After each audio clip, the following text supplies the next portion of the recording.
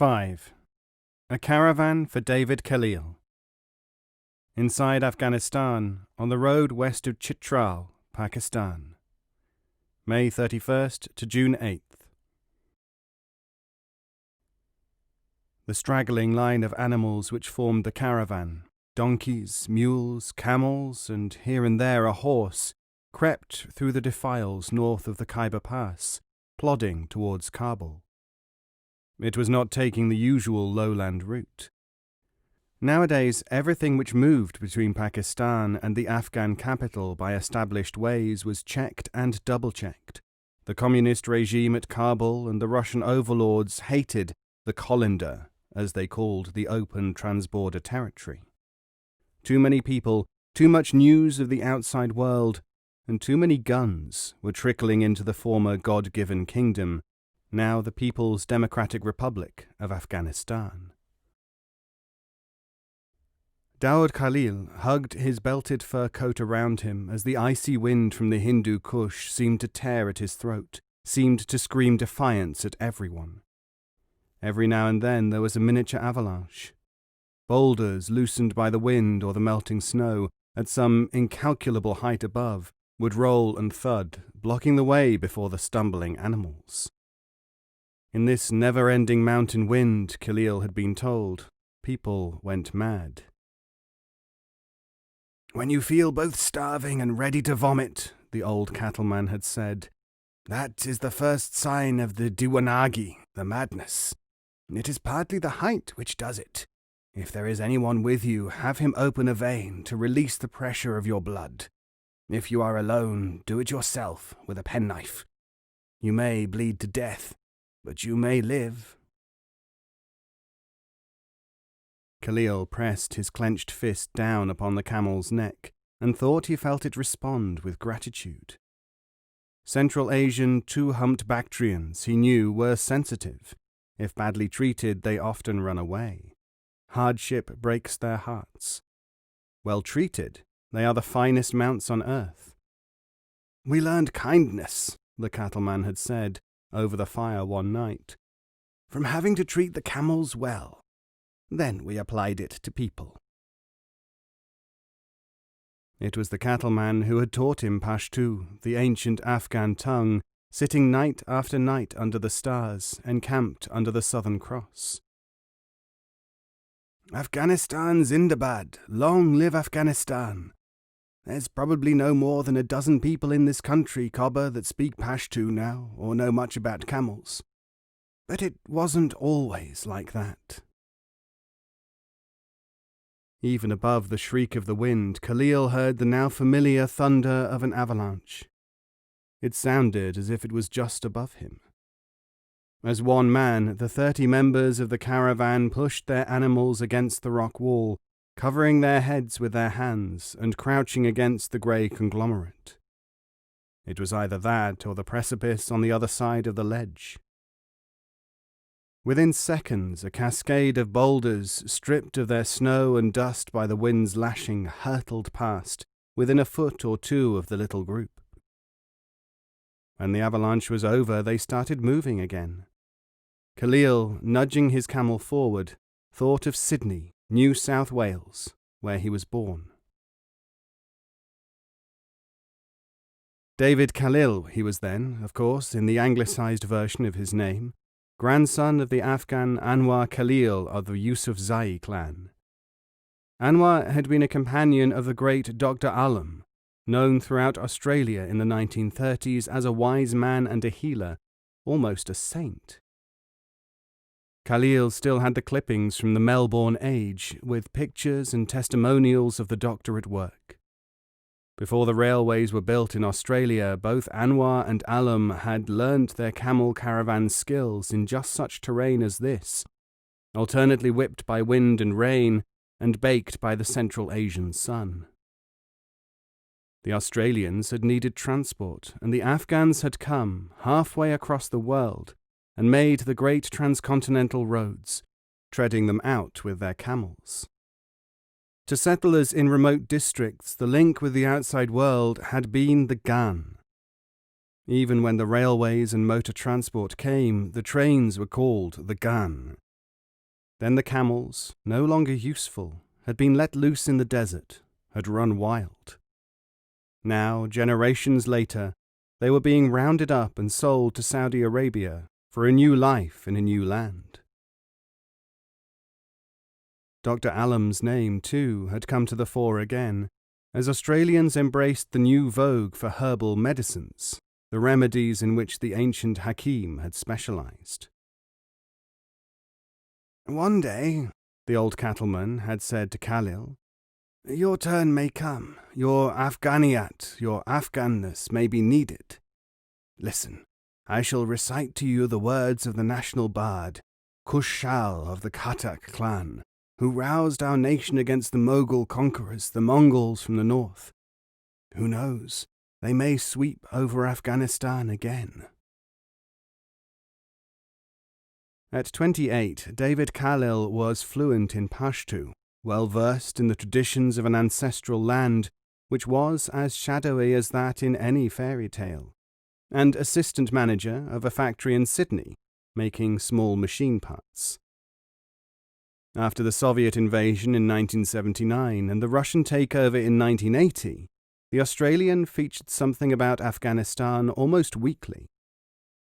But Khalil could not connect himself, his life and hopes, with this far-off land where hippies used to go, or through which thousands of Antipodean overlanders in battered Bedford trucks, seeking their roots, raced on their way home, which generally turned out to be London's Earl's Court, and a job washing dishes in a pizza parlour. In 1982, the old cattleman was long dead. Khalil was watching television news when he saw the documentary film made in the Panjshir Valley by the British newscaster Sandy Gall. Commander Massoud was preparing for a strike against the Russian forces. A line of ragged, bearded men, ill-equipped and thin from hunger, spoke laconically about driving over 100,000 well-disciplined troops out of their land. Some of the Afghans had muzzle-loading guns, unrifled, such as had not been used in any real war for 200 years. There they were, making their own gunpowder, firing at helicopter gunships which dropped explosive charges disguised as toys for children to pick up.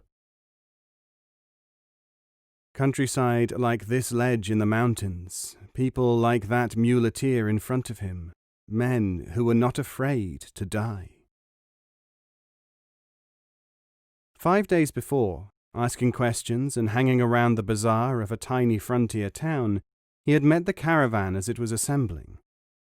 A week before that, he had been in Sydney, buying his single ticket to Pakistan. Now he was in Afghanistan, and Pakistan, 30 miles distant, already seemed a world away. Suddenly, the way ahead opened up, and the caravan moved onto a small plateau. On one side stood a massive stone-built and fortified building, the Sarako Caravanserai. When the animals had been fed and stabled in a roofed area sheltered from the wind, Khalil went into the huge barn-like room which seemed to form the main dining, resting and sleeping space of the sarai.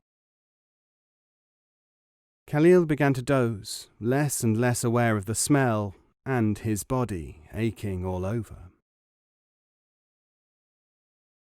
A kaleidoscope of Sydney flashed through his mind. The decision to get to Afghanistan to see if he could help, even in some small way. He'd gone into a shop, attracted by a poster proclaiming the truth about Afghanistan. The man inside was friendly enough at first. "Welcome. What's your name?" "Right. No, you can't go to Afghanistan yet, mate. There are too many bandits about. But the Soviet Union will soon help to sort them out." He was in a communist office. "But the Afghans are fighting for their freedom against the Russians." "Balls! The Russians were called in to help defend the Afghan revolution against the capitalists and the American imperialists. Look at these photographs of captured Yankee arms and poison gas canisters." He'd then gone to see his employers, giving 1 day's notice. The boss had started to shout and bang his fist on the desk. "Afghanistan? Are you crazy? That's just a load of effing Arabs. Look, no time ago our Deputy Prime Minister lost his job because of a scheme to raise $4 billion from the Arabs for mineral exploration. It's this bloody Asian connection that's ruining the country.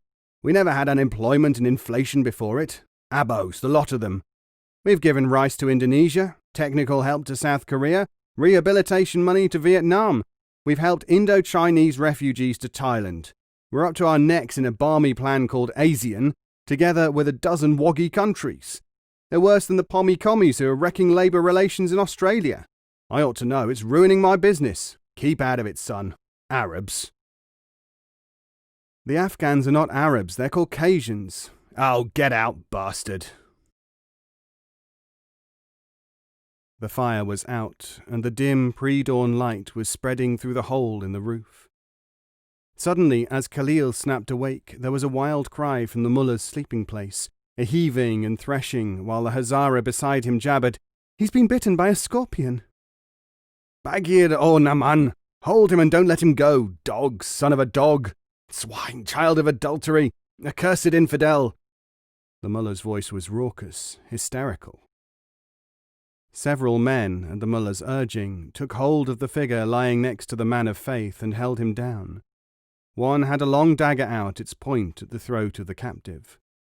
"Kill him now!" screamed the mullah. "Child of abomination, Russian, Shiravi, communist!" Khalil stood up and went over to see what was going on. The prisoner, until so recently a travelling companion, was spread-eagled on the floor. He was a good 6 feet tall, with a scraggy reddish beard, and his eyes rolled in great alarm. "How do you know he's a Russian?" Khalil said. "How do I know? I know, you fool! I was lying there just about to get up to call the dawn prayer, rehearsing the phrases. Come to prayer, come to success. Then I realized this swine was talking in his sleep. Yes, talking. And he was talking Russian. Carrion-eating dog." The mullah's forehead was a mass of knotted veins. He trembled all over and repeated chokedly, "Godless, godless," as the assorted Tajiks, Pashtuns, and Hazaras gazed at him with expressions of fear, respect, and delight chasing across their features. The captive cleared his throat and managed to say something which sounded to Khalil like comrade. "Russi?" Khalil asked. "Nein, nein, Kamerad, Deutsch," howled the 6-footer, his beard covered with spittle. "There you are, he's talking Russian, slayer of children, eater of filth," said the Hazara. "No, he's not. He's talking German. He's an Almani, he says." Khalil suddenly realized that everyone was now looking at him, ignoring the man on the floor. The mullah pointed his finger dramatically at the Australian. Alman, is that not in Russia?"